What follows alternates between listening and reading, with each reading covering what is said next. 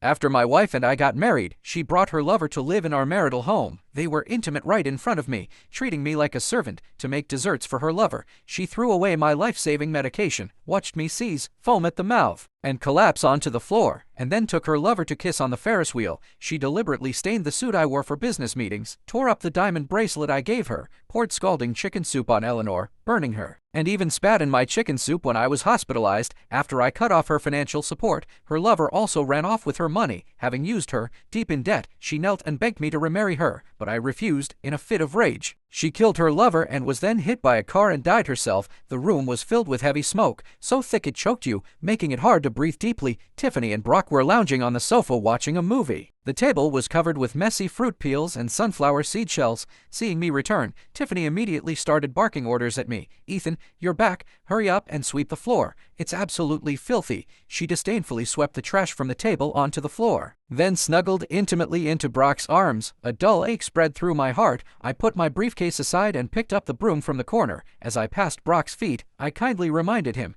"Could you please lift your foot?" Brock smirked, flicked his fingers, sending ash scattering across the floor. As if that wasn't enough, he took a deep drag from his cigarette and provocatively blew the smoke into my face. "Tiff, your husband really does listen to you, doesn't he?" Tiffany laughed, agreeing with Brock, and ambiguously poked his face with her finger. "Of course, Ethan is like a puppy, very obedient. If I tell him to go east, he wouldn't dare go west." Tiffany chuckled smugly, covering her mouth, her eyes curved into crescent moons. Brock, clearly annoyed, stepped on my broom and deliberately pressed his burning cigarette butt onto my arm. The searing pain of flesh burning shot up my arm. I frowned and dropped the broom. "Brock, what are you doing?" Brock looked innocent and shrugged at Tiffany. "You just brushed against it accidentally." "What's that got to do with me?" I glared at him, seething. A blood-red small mark had already blistered on my arm. When Tiffany saw it, she even took a freshly peeled banana and poked my wound, and maliciously chuckled. "Ethan, it's just a tiny scratch. Why are you making such a big deal out of it? Brock is my childhood friend. We've been inseparable since childhood. You should be more polite to him." Tiffany impatiently pushed me away. Her sharp fingernail scraped my wound,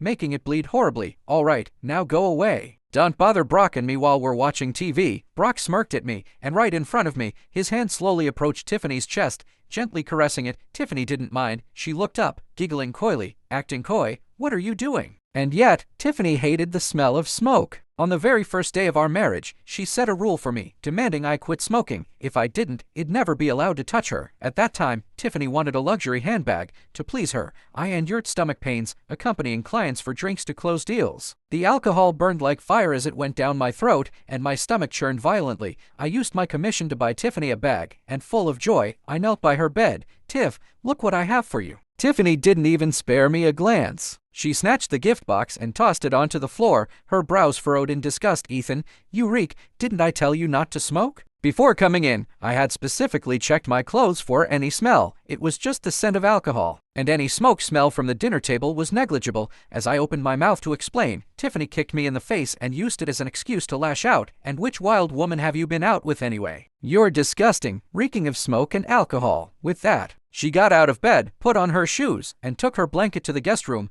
Before leaving, she didn't forget to humiliate me, deliberately stomping on the gift box I'd given her. It was the same smoke smell, yet Tiffany could tolerate Brock smoking right next to her, greeting him with a smile. But if I merely had a hint of the smell, she'd give me the silent treatment. She gave me the emotional abuse. Tiffany and Brock were about to order takeout, but Tiffany's eyes darted around, and she instructed me to check the fridge for ingredients. As I passed Tiffany, she was leaning close to Brock's ear, whispering, "Are you stupid? Ordering takeout costs so much. Save the money. We can just eat Ethan's food, can't we?" Brock nodded in agreement, thinking I wasn't looking. He flirtatiously bit Tiffany's earlobe. "You little rascal. You're so smart." I silently clenched my fists, standing still. Tiffany saw that I wasn't obeying, let out an annoyed tsk, and glared at me coldly. "Ethan, are you deaf? Didn't you hear me tell you to cook? Or are you getting senile? Cook if you want, don't if you don't. Then well, just get a divorce, and you won't have to cook anymore." Tiffany always liked to threaten me with divorce. She knew I loved her and wouldn't want to divorce her. My heart ached dully, and intimate images of Tiffany and Brock kept flashing in my mind. I gritted my teeth and still chose to cook to appease her. When the fridge door opened, the shelves were packed with desserts and small cakes. I don't like sweets, so it was obvious who they were for. Moreover, this brand of dessert wasn't cheap. This whole fridge full probably cost several $1,000s. Seeing my silence, Tiffany nervously rubbed her nose. She walked barefoot cowered across the floor to me, feigning tenderness. Honey, you're not mad, are you? I thought, since Brock's rarely here, I should get him something nice to eat, but you don't have to worry, the money was well spent, I bought so much. Tiffany picked up a mousse cake and put it to my mouth, but she forgot I don't like sweets, cream smeared all over my face, even dropping onto my suit collar. I only had this one suit, and I had to accompany my boss to a business meeting tomorrow. Tiffany said spending thousands on desserts was worth it, but she thought it was too expensive when I just wanted to buy $100 shirt. It seemed the money was worth it because it pleased Brock. I coolly pushed Tiffany's hand away. Forget it, don't mess with it. But Tiffany acted as if she didn't understand. She smeared her hand all over my suit collar, smudging cream across the entire collar. Enough. I angrily grabbed Tiffany's wrist. Can you stop acting crazy? Tiffany pouted, then swung her arm, knocking the dessert onto me. She gestured wildly with the dessert, making my suit look unsightly with stains. So what if I stained it? I know you have a meeting tomorrow, so you'll have to wear a t-shirt, won't you? Tiffany maliciously curled her lips, smiling carelessly. Then she threw the box at my face and left with her head held high. The sharp edge of the box scraped my cheek, leaving a red mark that stung and burned. She pulled Brock into the room, leaving me alone to face the mess. Standing in the living room, I could still hear her cheerful laughter and playful noises. Yes, after so many years of marriage, she had never cared about me, her husband. I changed out of my cream-covered suit and started tidying the fridge. The more I tittied, the colder my heart grew. A few days ago, the doctor prescribed medication for me, advising me to keep it in the fridge to preserve it, fearing Tiffany would find it disgusting. I specifically hid it deep in the fridge, but now, the fridge only contained desserts and cakes. My medicine box. Almost instinctively, I rushed to the dining table and looked down into the trash can. Sure enough, my medicine box, glass vials were shattered, and the paper of the medicine box. I gritted my teeth and risked getting cut, rummaging through the trash can, hoping to find a surviving vial, pushing aside shards of glass. There wasn't a single intact dose. The medicine seemed to have reacted with the fruit peels and vegetable scraps at the bottom of the trash can. Without the glass barrier, a foul stench rushed straight to my head.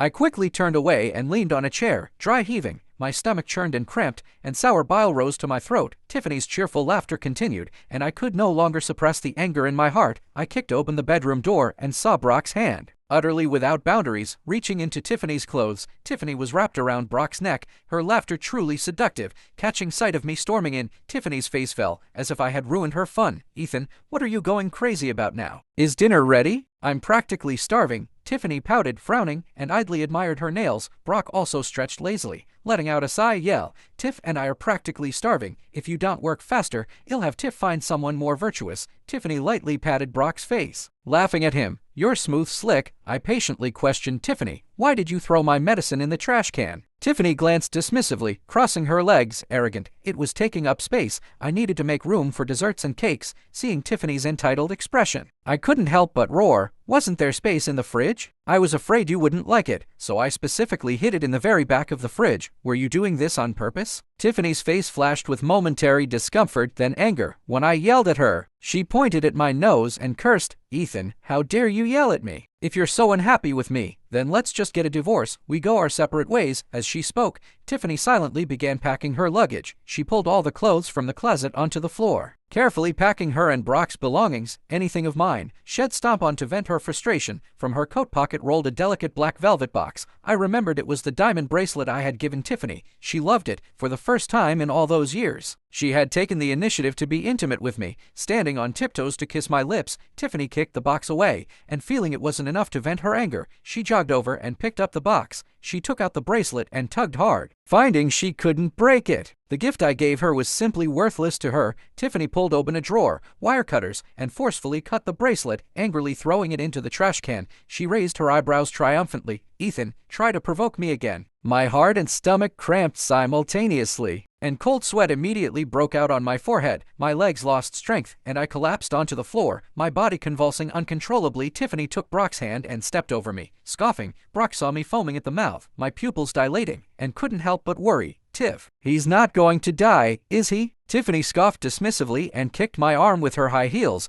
Hey, he's just faking it. It'd be great if he died. I'd inherit his estate and be a rich widow. Tiffany lifted Brock's chin, suggestively tracing his lips with her thumb. If he dies, it'll just make things perfect for us. Lying on the floor in agony, a strong will to survive forced me to grab Tiffany's pant leg. Tiffany disgustedly pulled away from my hand, even kicking me forcefully. My heart felt like it was being stabbed, and my stomach felt like it was being put through a meat grinder. My eyes were bloodshot from the pain. Tiffany saw me slowly crawling towards my phone, deliberately ran ahead of me, and placed my phone on top of the fridge. Her eyes were full of a triumphant smile. "Ethan, you like to fake it, do you? Then I'll play along with you." I was practically dying, yet Tiffany thought I was just putting on an act to make her stay. My airway was blocked by something, and I couldn't breathe. I humbly begged Tiffany. But all I got was Tiffany's merciless retreating back. The door slammed shut with a loud bang. My consciousness gradually blurred. My eyelids felt so heavy, and the roaring in my heart still echoed in my ears. If I could survive, I would make sure that wicked woman, Tiffany, would leave with nothing. When I opened my eyes again, I was lying in a hospital bed. Eleanor was sitting by my bedside, wiping away tears, her eyes swollen like walnuts. "Mom, don't cry." As soon as I spoke a few words, I couldn't stop coughing. My throat was sore and hoarse, and saliva accumulated in my mouth, making it hard to swallow. Eleanor heard my voice and quickly forced a small smile, but her eyes were full of worry. "Ethan, you're finally awake. You were unconscious for 3 whole days. You almost scared me to death." Eleanor held a cup of water, raised my bed, and carefully fed me water. The sweet water flowed down my throat. Only then did I relax my brows, feeling much better. I picked up my phone and unhesitatingly booked an appointment with a renowned divorce lawyer. The moment I opened my social media feed, my phone was flooded with sweet photos and posts from Tiffany and Brock. While I lay on the floor, foaming at the mouth and clinging to life, Tiffany was riding the Ferris wheel with Brock. They kissed when the Ferris wheel reached its highest point. I suddenly remembered Tiffany always clamoring to go to the amusement park, to fulfill that beautiful and romantic legend that if 2 people kiss when the Ferris wheel reaches its highest point, they can grow old together. But when I bought the tickets, canceled all my work, and was ready to go with Tiffany, she disgustedly tore up the tickets, tossed them aside, her face harsh and malicious. "Who wants to go with you? Are you even worthy?" That day, she excitedly drove to pick up Brock, her childhood friend, whom she hadn't seen in a long time, and didn't return until the next day. When she came back, her neck was covered with conspicuous red marks and bite marks. I chuckled softly, laughing at my own shamelessness, acting like a fawning dog chasing after a woman. Eleanor heard my inexplicable laughter and frowned, asking worriedly, "Ethan, what's wrong?" My eyes welled up, and I forced myself not to cry. "Mom, I want some chicken soup." Eleanor immediately got up from the chair and frantically grabbed her bag. "Wait here, I'll go home and make it for you." I nodded vigorously, watching Eleanor leave. The lawyer was highly efficient. He had already sent the divorce papers to Tiffany. Just 2 hours later, Tiffany came to the hospital to make a scene. As soon as she entered, Tiffany angrily slapped the divorce papers onto my face. "Ethan, what the hell is wrong with you? Divorce? And you want me to leave with nothing? You've got a lot of nerve." I looked up at her, scoffing. "Tiffany, you should be grateful you're just leaving with nothing. I paid your parents' loans, I paid for your brother's wife. What more are you not satisfied with? And the cards you used to book hotel rooms with Brock, those were mine too." Tiffany bit her lip in exasperation, irritably kicking over a nearby trash can. She composed herself, stood still, took a deep breath, and forced a fake smile. "Ethan, please don't be angry, okay? It was just a little bit of medicine. It's not worth harming our relationship." Tiffany sat by my bed and gently took my hand to touch her face. The thought of Brock kissing her face hundreds of times made me feel nauseous. I lowered my voice and yanked my hand away. "It's not just the medicine. You have no idea how many times you've ignored me because of Brock." Tiffany stubbornly thought I was just jealous, so she continued to coax me. Her voice softened. She kept tilting her head and smiling at me, 2 dimples appearing on her face. "All right, don't be angry. I promise, from now on, I'll prioritize your feelings." I didn't answer her. I just put the divorce papers back in her hand, coldly and mercilessly. "Just sign it quickly. If this gets bigger, no one will look good." Tiffany squeezed the divorce papers hard, crumpled them, and threw them at my face. She leaned closer to me, scoffing in my ear. "Dream on, Ethan. If we divorce, who's going to pay my family's mortgage?" I pressed the nurse call button by the bed and looked directly at the nurse who came rushing in. "Hello, could you please ask her to leave?" Tiffany took out her marriage certificate from her bag, sat grandly on the chair, and crossed her legs. The nurse squeezed her hands awkwardly. I sighed softly and gave up. Tiffany and I then fell into an eerie silence. She sat by my bed, scrolling through videos, occasionally laughing loudly. I had at least hoped she would ask about my well-being when she saw the needle marks on the back of my hand, but it was all just wishful thinking. Eleanor arrived quickly with chicken soup. When she entered and saw Tiffany, her body stiffened for a moment, but she still spoke politely. "Tiff, you're here." Tiffany lifted her eyelids and gave her a dismissive glance. When she smelled the chicken soup, she leaned closer. She snatched the chicken soup, her eyes curving into a smile. "Mom, you're too good to me. You knew I was coming and even made chicken soup for me." Eleanor shielded the chicken soup behind her, carefully saying, "This is for Ethan to recover. There's more at home. I'll get it for you later, okay?" Hearing that the chicken soup was for me, Tiffany started speaking sarcastically again. Oh, so it's for your precious son. She forcefully snatched the chicken soup and maliciously spat into it. Eleanor didn't have time to stop her and could only look at me, pained for help. Tiffany smiled triumphantly and casually threw the chicken soup onto Eleanor. The scalding chicken soup poured onto Eleanor's bare arm,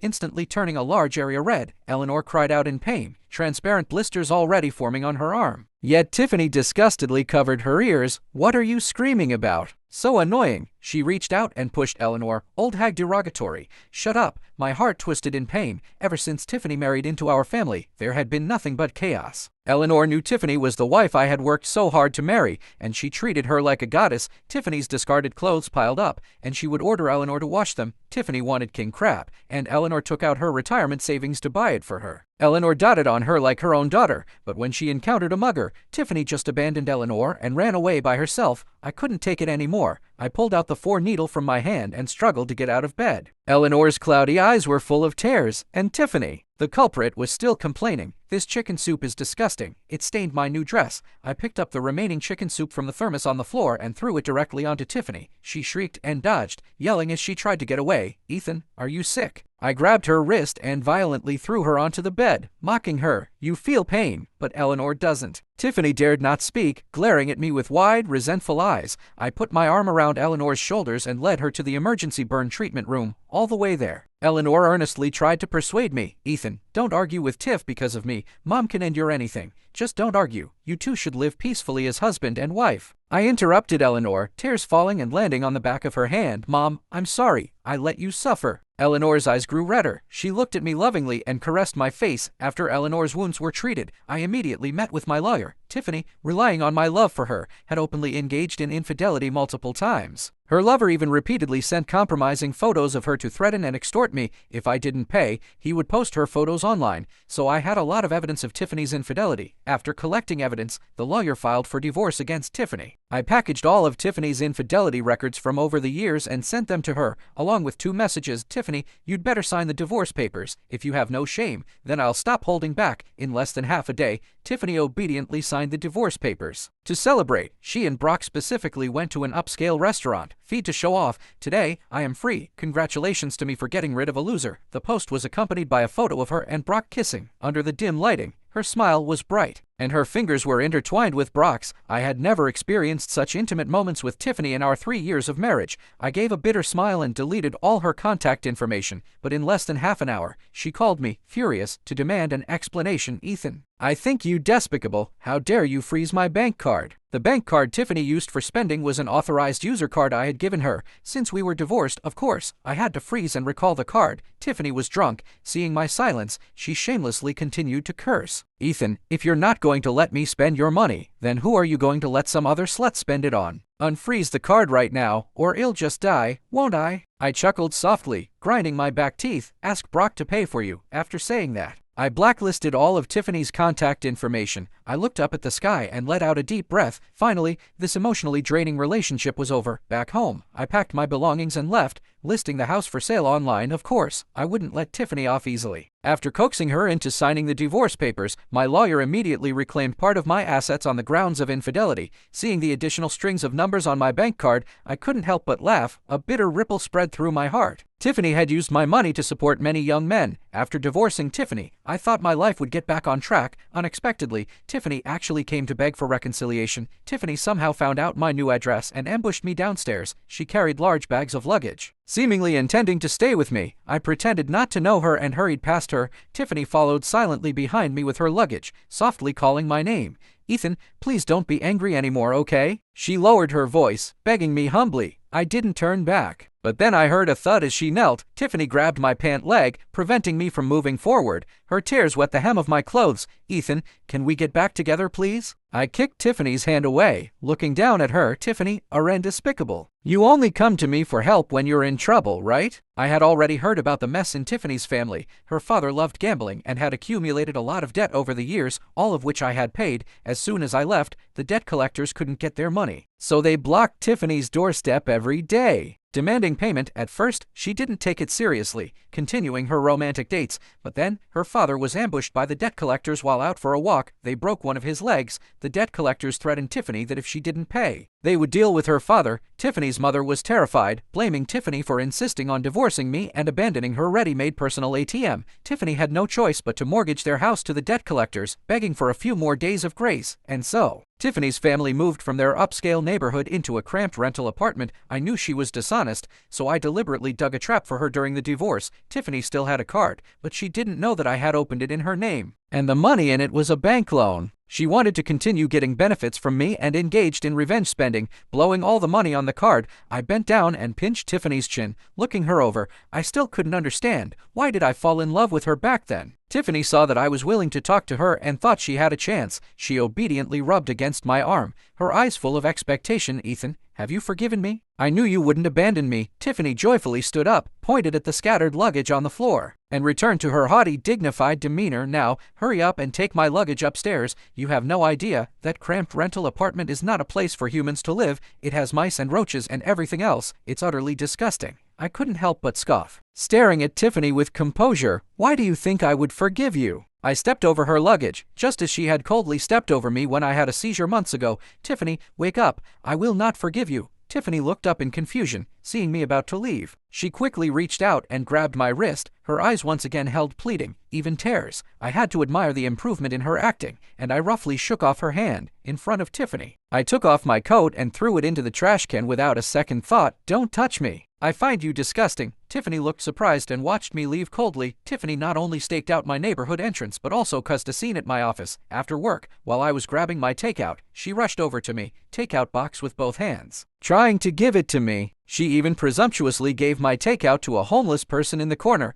Don't eat this, it's not healthy. Takeout box, she offered, rubbing my temples with a headache. Tiffany, aren't you being annoying? Tiffany pretended not to hear the impatience in my tone. Takeout box, as if seeking praise. Ethan, haven't you always wanted to eat my home-cooked meals? Look, I specially made your favorite scrambled eggs with scallions. I suddenly remembered that one year on my birthday, Tiffany called me and told me to come home for dinner. I thought it would be a heartwarming scene of domestic bliss, but when I pushed open the door, it was pitch black, and Tiffany wasn't even home. I called Tiffany, asking if she had told me the wrong place. She was agitated, her voice tearful. Ethan, aren't you annoying? You call me every day. Get lost. That day, I received a photo from Brock. Tiffany was knitting a scarf for him under the lamplight. She quietly snuggled in Brock's arms, a happy smile on her face. Only then did I realize that Brock had stood her up that day. She was angry and used me as a pretense to make Brock jealous, but as soon as Brock called to apologize, she immediately scurried off and bought a ticket to Chicago, traveling thousands of miles, just to see her beloved childhood friend. I picked up my chopsticks and casually stirred the food. Tiffany, shouldn't you do your homework before trying to please me? I'm allergic to scallions, and I don't like eggs. Tiffany's smile froze. Takeout box humbly lowered her head and asked carefully, then what do you like to eat? I'll make it for you right now. I couldn't understand why Tiffany was clinging to me after our divorce. Her heart and eyes were clearly filled with Brock. Even these scrambled eggs with scallions were Brock's favorite. Tiffany, go find Brock. He has money. Don't bother me anymore. Tiffany shrieked when she heard Brock's name. As if triggered, she slammed the meal container. Don't mention him to me. It was all a lie. He took all my money and ran. It turned out Brock barely had any money. He was willing to please Tiffany only for her money. Forged credentials. Make him look good, just so he would have a good resume for job hunting. But unexpectedly, Brock took Tiffany's money, bought himself a handsome new wardrobe, then he turned around and used his looks, completely abandoning Tiffany. Tiffany looked for him several times, demanding an explanation. Brock was annoyed and had people beat Tiffany up, threatening to kill her if she dared to come again. Tiffany, with nowhere else to turn, sold the jewelry I had once given her, barely getting some money, but it was immediately taken by her parasitic parents. Tiffany truly had no choice but to come crawling back to me. After hearing Tiffany's story, I laughed until tears came to my eyes. Tiffany grabbed my sleeve, pleading bitterly, Ethan, please give me another chance, okay? This time, I'll truly be good to you. Seeing her pitiful state, I really wanted to tell her that the bank card was my doing, but I wouldn't. I wanted her to suffer for a lifetime. I explicitly refused to remarry Tiffany, but she didn't believe me. She couldn't believe that I, who had loved her so much, would give up so easily. Tiffany began creating chance encounters, trying to fulfill the promises she had once made to me. I was sitting in my office, diligently reviewing reports, when a delivery person came in holding a bouquet of roses. Who's Ethan? Your sweetheart used sarcastically by delivery person sent you flowers. His voice was so loud that everyone in the office laughed. My colleagues teased me, whistling, "Ethan, starting a new romance again." I took the flowers. Inside, there was a small card with Tiffany's handwriting. "Dearest Ethan, I know I owe you so much. Please give me another chance. Let me make it up to you properly."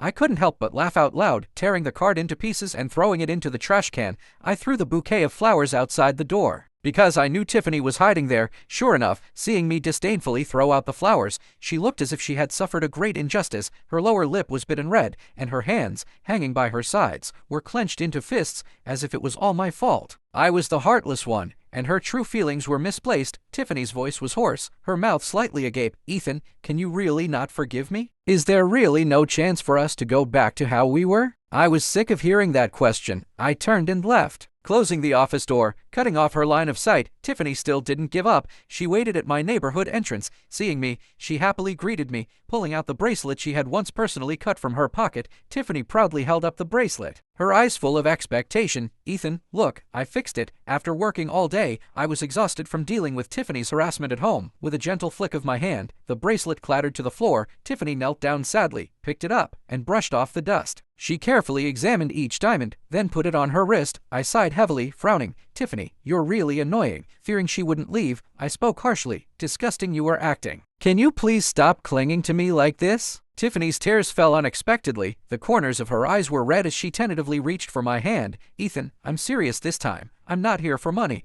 I've realized that I actually love you." Hearing Tiffany say she loved me, I instinctively felt nauseous. I mocked Tiffany, poking her chest with my finger, forcing her to step back. "Love? Tiffany, how dare you say you love me? I can't bear your love, and I don't want to be loved by you." Tiffany came forward and forcefully grabbed my hand. Pushing herself into my embrace, she pulled a small piece of paper from her pocket. I recognized the handwriting. It was something I had secretly written in high school when I had a crush on Tiffany. I don't know why this note ended up in Tiffany's hands, but it didn't matter anymore. Tiffany held my waist tightly, refusing to let go. Her tears wet my shirt. "I'm sorry. I thought you only liked my looks. I didn't realize you started liking me so early. I understand your true feelings now." Tiffany looked earnestly into my eyes. At that moment, at least, she seemed truly apologetic. I pushed Tiffany away. She lost her balance and fell backward onto the floor. She resolutely wiped away the tears from her eyes, her gaze inexplicably becoming firm. Tiffany took off the bracelet, placed it on the ground with the note, and bowed deeply to me. Her whole body was trembling as she said, extremely apologetically, "I'm sorry,